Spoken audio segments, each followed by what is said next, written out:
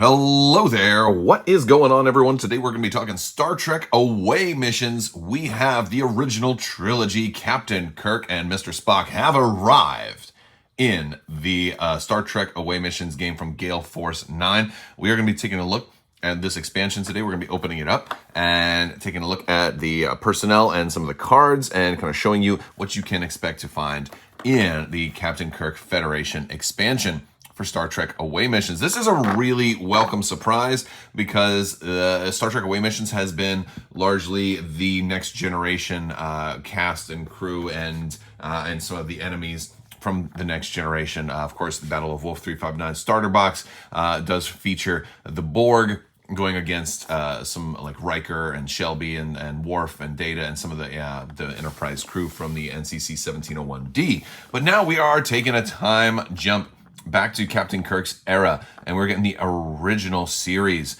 in this box. We've got Kirk and Spock and Dr. McCoy and looks like Chekhov in there. So we're going to go ahead and get them out of here. We're going to take a look at this. Big thanks to Gale Force 9 for sending this out to the channel. We also have another box coming up featuring Commander Scotty, which we'll be looking at in a future video. So if you want to see more Star Trek, you're in the right place. Click that subscribe button and sit back, relax, like the video, share the video. Let me know some of your favorite Star Trek episodes in the comments below, because it's always a very, very exciting conversation to have. And we're going to go ahead and get this thing unboxed. All right, so we've got this. Now, before I open it up, I just want to show you guys again the different sides of the box. We've got Kirk on there.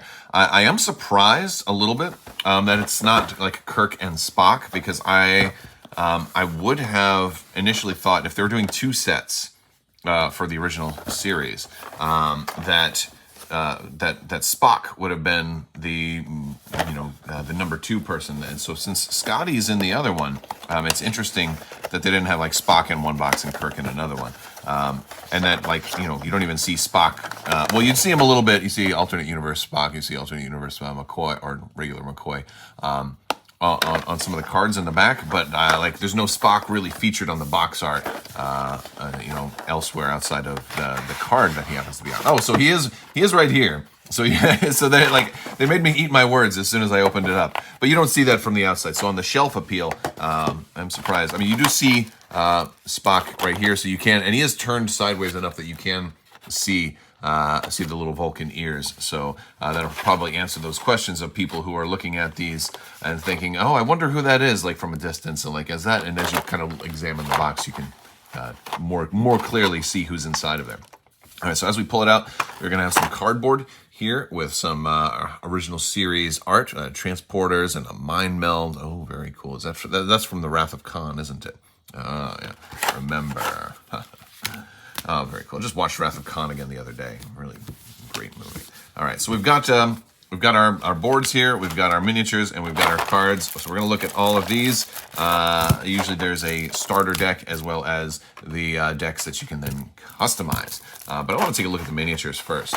So first things first, let's take a look at Kirk. I want to get a better angle on these.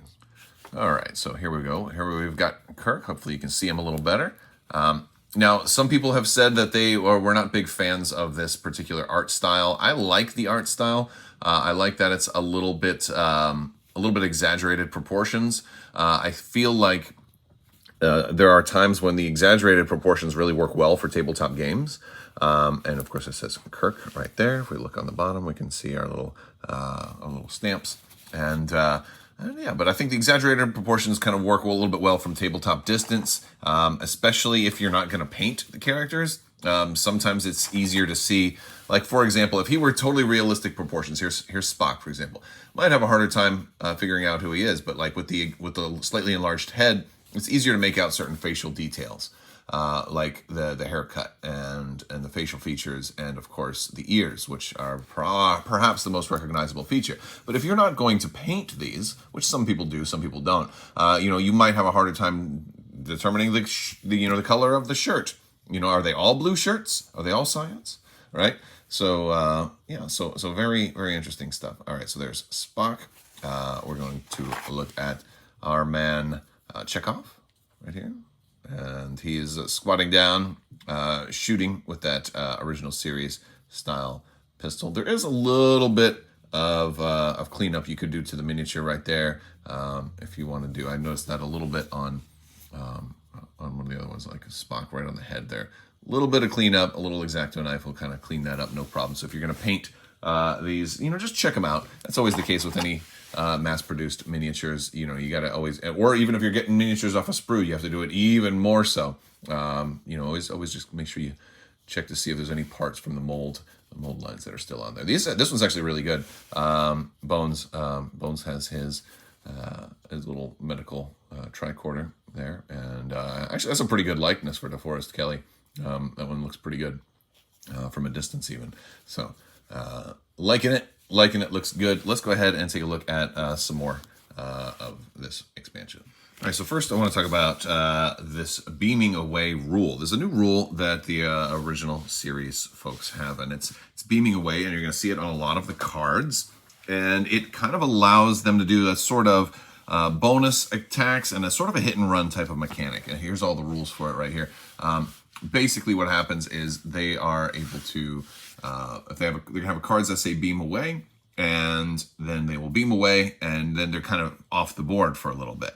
And you then get to basically do a skill test with them. And we'll look at this when we look at some of the beam away cards. And on your next activation, then they kind of beam back to a transporter room. So it serves a couple of purposes. It makes up for a lot of extra movement because it allows you to transport to a transporter room, but it can also get you out of danger because you're off the board until your next activation. So it can kind of keep somebody safe. Plus, you get the bonus of whatever the beam away, like the points for whatever beaming away works. There's some risk in it, though, because if they fail, they can be neutralized. So there's a little rules insert for that. They do have two core missions, right? They have the shoot to kill, which is going to be for each conflict mission. And then they're also going to have we come in peace, which is going to be 30 points if you have 5 or more contact mission cards. So you have some options there. We also have our character cards here. So let's take a closer look at these. All right, so first up we've got Dr. McCoy. He's got medical ×3, Chief Medical Officer, USS Enterprise, human. He's got a Type 2 phaser on him, and he's at 222. As are a lot of these characters, they're kind of 222s across the board. And he's got I'm a Dr. Nada. He can take an action and take a medical skill test, recover a damage from this or an adjacent character for each success. So that's really cool. Spock is in. He's the only one that's not a 222. He's a 223. So he's going to be great for doing skill checks, right? Type 2 phaser. He's command computer science, Vulcan and human, first officer, USS Enterprise. Vulcan nerve pinch. You can try to roll 2 dice, and for each roll of 4 or more, place a stun token on an adjacent character. You can't re-roll them, but it also does not work against android or Borg characters, which I thought is pretty cool. You got James T. Kirk. He's command ×2, diplomacy and security, human and commander captain USS Enterprise, Type 2 phaser, and he has the judo chop for melee, which is a +2, which is nice. And he's got calculated risk, even though he's only 222 when he's rolling attack, defense, or skill dice. Before any re-rolls, he rolls an additional die and then discards a die. So he's very, very lucky, it would seem. It says calculated risk, but I'm thinking it's a little bit more. I mean, you get to see the results first, right? You get to roll that die, then discard. And then lastly, we've got Chekhov here, who's also 222. He's got the his computer science, security, human specialist, navigator, USS Enterprise. And the Tsar of all the Russias. When you could discard to re-roll attack or skill dice, you may discard 2 support cards at random to roll an additional die before choosing whether to discard to re-roll, which is very cool. I like that. I like that a lot. So we got some pretty good skills for these guys. Let's look at some of the cards. All right, so first up we have there is a starter deck. So this is the deck you'll use the first time you play, or if you want to, or you can make changes right away. And we've got beam away, right? So it's going to say a character beams away, and then they're going to take a command skill test. It's going to tell you everything that happens, and then you can score 20 points. And of course, you follow the rules for beaming away. You see a lot of cards like that. But the cool thing is, look, we've got the Gorn right there. You got all different, art or all different, screen caps from original the original series, the Guardian of Forever, Harvey Mudd, Horta, like all of the most iconic aliens, things that you'll recognize. I haven't seen all of the original series, but a lot of the stuff I still recognize, especially these guys that were always on the end credits every time you watched. And this always came on, Star Trek always came on late at night when I was a little kid for when it was in syndication. And like this guy always scared the heck out of me. When I was young, this alien was the most terrifying thing ever. So very cool. He's dead, Jim. Very cool, iconic cards. I'm a doctor, not a bricklayer. Kirk's drop kick. Kirk's ear clap. There's Khan right there. We're going to see him in a little bit. Kirk's judo throw. Kirk's seduction. Stella. Nerve pinch. You killed him. The mind meld. That's actually might not be from Wrath of Khan now that I look at it. I'm sure somebody's already left me in the comments like, no, it's from this episode. And I'm like, awesome. Thank you for sharing. Set phasers to kill. The captain's log. The old style communicator. Disguises. Hypo spray. Is that Nurse Chapel or is that just an extra? Not sure. So we've got all of that. That's our starter deck. We've also got our extra cards. So if you want to add some more stuff and spice up your deck a little bit, we've got some cards that are new and some cards that are extra versions of additional ones. There's Khan, who kind of basically takes over a different character, it looks like, which is pretty cool. I guess if somebody else kind of becomes Khan, you have to, but he gets like 2 more dice. So yeah, he looks like he'll be a challenging one, but it's 40 points. So if you can overcome that, that's pretty awesome.